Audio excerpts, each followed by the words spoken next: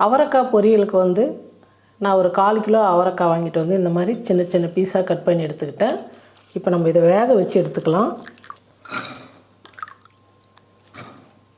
தேவையான அளவுக்கு உப்பு சேர்த்துக்கிறேன், மஞ்சள் தூள் கொஞ்சம். இப்போ இதெல்லாம் சேர்த்து தண்ணி ஊற்றி நம்ம வேக வச்சுக்கலாம். நான் குக்கரில் தான் வேக வைக்கிறேன். ஒரு விசில் விட்டு எடுத்துக்கலாம். அவரைக்காய் நல்லா வெந்துடுச்சு பாருங்கள். இந்த மாதிரி வெந்துட்டால் போதும், பொரியலுக்கு வந்து நல்லாயிருக்கும். தண்ணி இல்லாமல் வடிகட்டி எடுத்துக்கிட்டேன். கடாய் நல்லா சூடேறிடுச்சு. இப்போ எண்ணெய் சேர்த்துக்கிறேன். சீரகம், கடுகு, உளுந்து ஒரு 1/2 டீஸ்பூன், ஒரு 4 வரமிளகாய் எடுத்து சின்ன சின்னதாக கட் பண்ணிக்கிட்டேன். அந்த வரமிளகாய் சேர்த்துக்கிறேன்.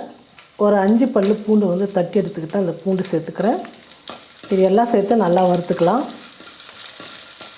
எல்லாமே நல்லா வறுந்துடுச்சு. கருவேப்பிலை கொஞ்சம், ஒரு வெங்காயம் வந்து பொடியாக நறுக்கிக்கிட்டேன். அந்த வெங்காயம் சேர்த்துக்கிறேன்.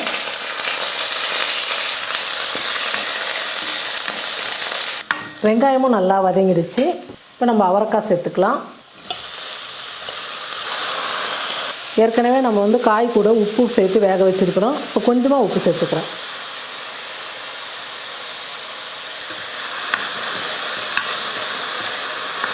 உப்பு சேர்த்ததுக்கப்புறம் 1 நிமிஷம் நல்லா வதக்கிக்கலாம். நல்லா 1 நிமிஷத்துக்கு காயெல்லாம் வந்து நல்லா வதங்கிடுச்சு.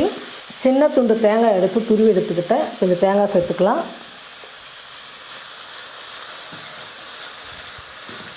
தேங்காய் சேர்த்ததுக்கப்புறம் ரொம்ப நேரம் வந்து வதக்க வேணாம். தேங்காய் சேர்த்து கொஞ்சம் நேரம் இப்படி கலரி விட்டுட்டு ஸ்டவ் ஆஃப் பண்ணிடலாம். பாருங்கள், ஒரு அருமையான அவரைக்காய் பொரியல் ரெடி ஆகிடுச்சு.